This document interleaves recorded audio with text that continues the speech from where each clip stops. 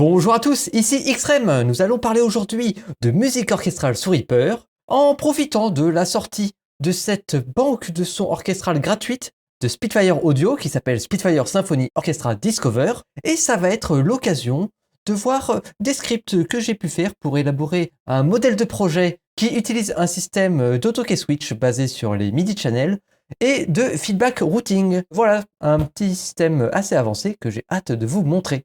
Mais tout d'abord, place à la composition que j'ai élaborée pour l'occasion, afin que vous puissiez voir le workflow à l'œuvre.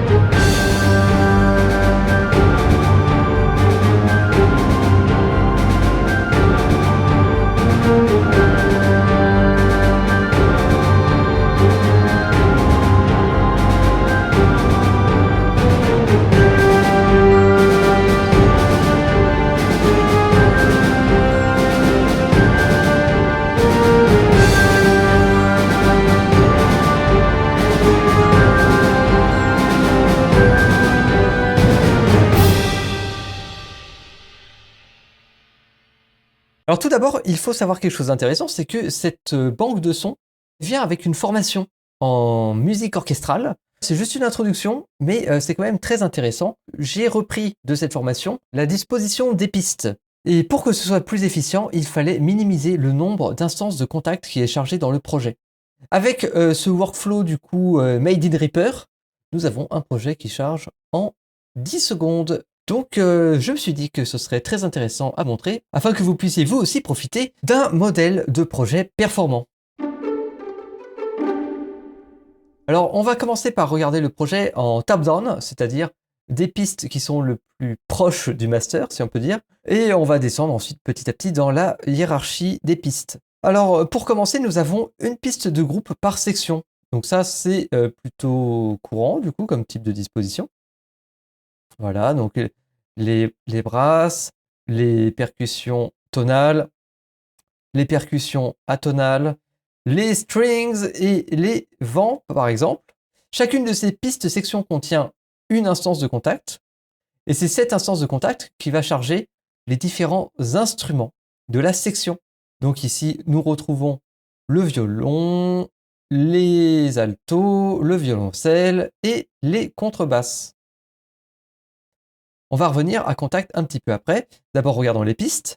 Donc nous avons en premier niveau de piste enfant pour chaque section les différents instruments. Donc on retrouve là ce qui a été chargé dans contact. Solo violins, les violons, les altos, les violoncelles, etc. Et chacune de ces pistes instruments contient un ensemble de sous-pistes qui correspondent chacune à une articulation de cet instrument. Une articulation, c'est une façon de le jouer. Par exemple, dans le cas des instruments à cordes, ça va être à l'archet ou en corde pincée. Et l'avantage d'avoir une piste par articulation, c'est que si le rec auto est activé, eh bien, quand on passe d'une piste à l'autre,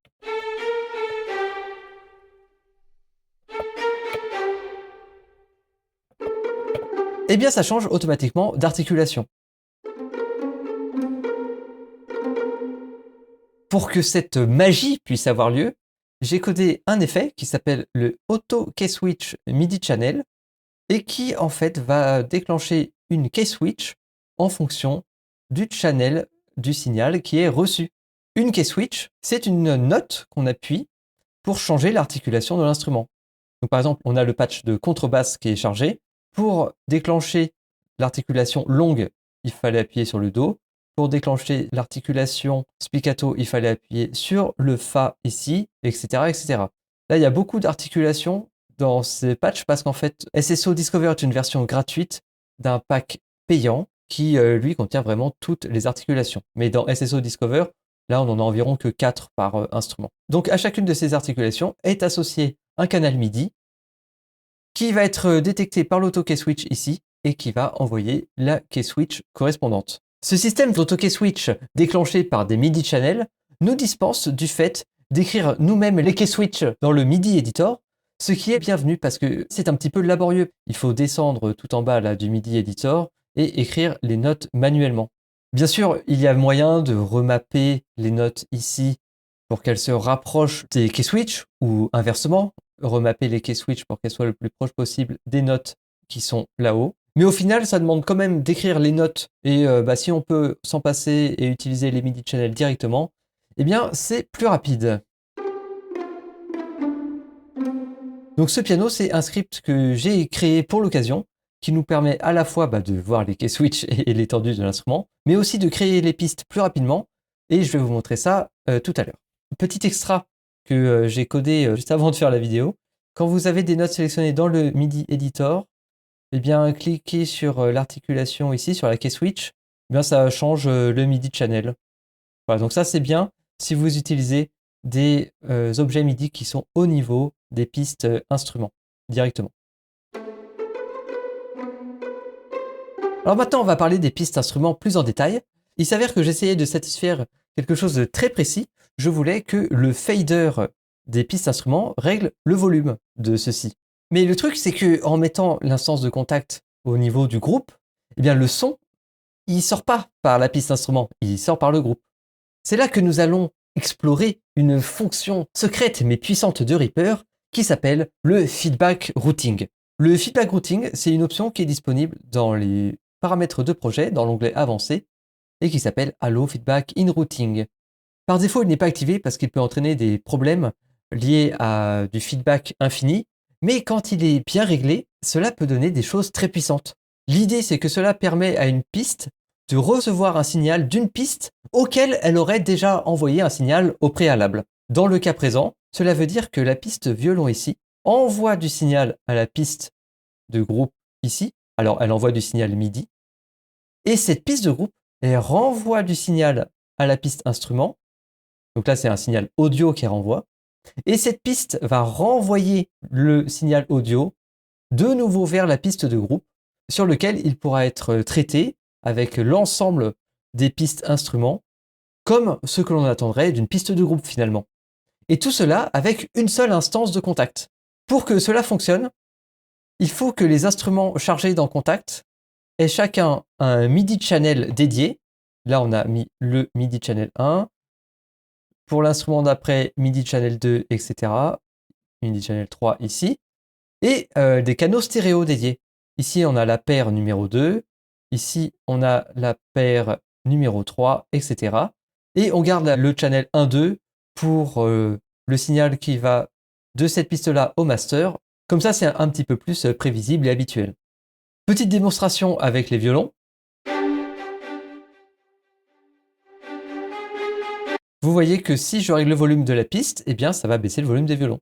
Et si je baisse le volume du groupe, eh bien, ça va baisser le volume des violons et des altos, par exemple, s'il y a les deux en même temps.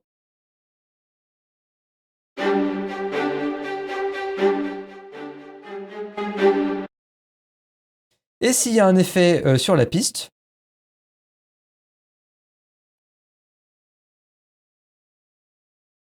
eh bien, ça va traiter le signal stéréo de la piste.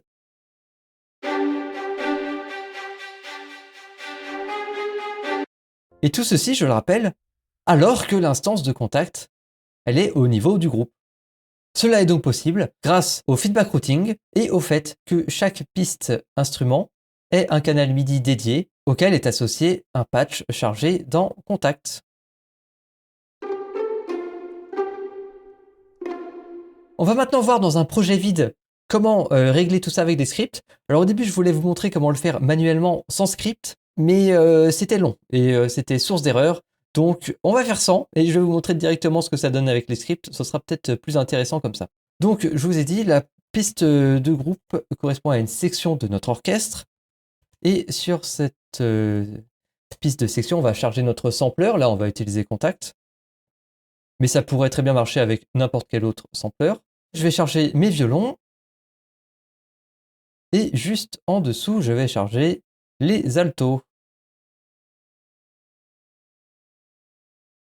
Ensuite, je vais afficher ici le Instrument Header qui va nous permettre de voir le routing des pistes. On veut que le premier instrument sorte sur la deuxième paire stéréo, et on garde le premier MIDI channel. Et le deuxième instrument, on veut qu'il sorte sur la stéréo 3. Ensuite, je crée une piste par instrument.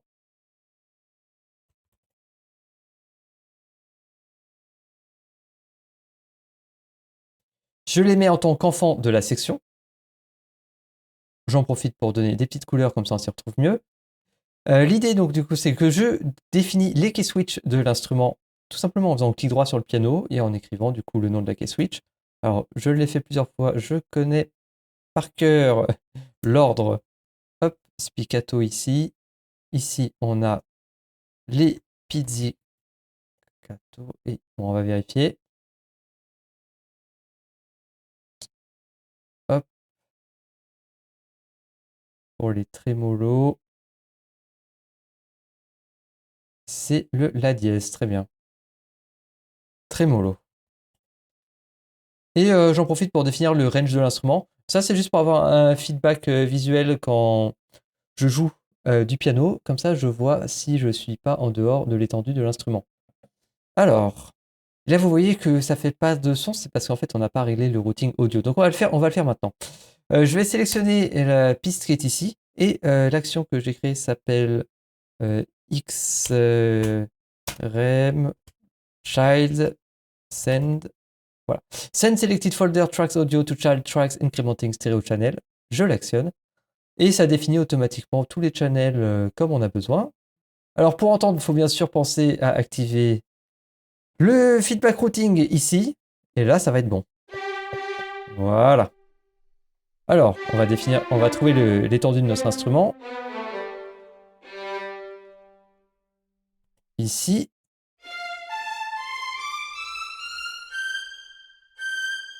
Et ici, parfait. Ensuite, on fait la même chose en dessous. Donc, on a longue. Ici, on avait spiccato. Ici, on avait pizzicato. Et ici, on a trémolo. L'étendue de l'instrument. Low.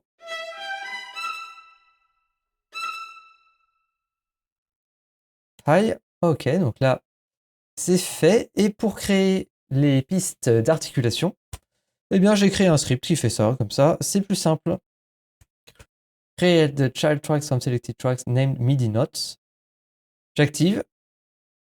Ici, j'ai des petits réglages. Bon, c'est pour les couleurs et ce genre de choses. Hop. Nos pistes d'articulation ont été créées. Et on peut voir dans l'auto-key switch que les différents MIDI channels sont déjà associés à une key switch. Et je n'ai plus qu'à sélectionner chaque piste d'articulation pour jouer chaque instrument qui lui correspond.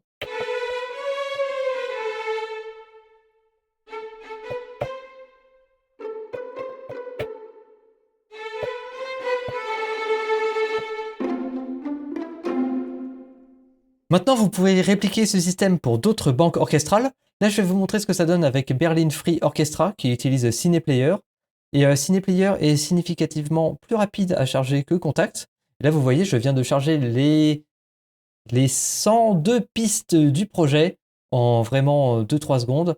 Donc vous voyez que ce système, qui consiste à n'avoir qu'une seule instance du sampler par section et à utiliser le feedback routing et tout ça, est quand même très efficient.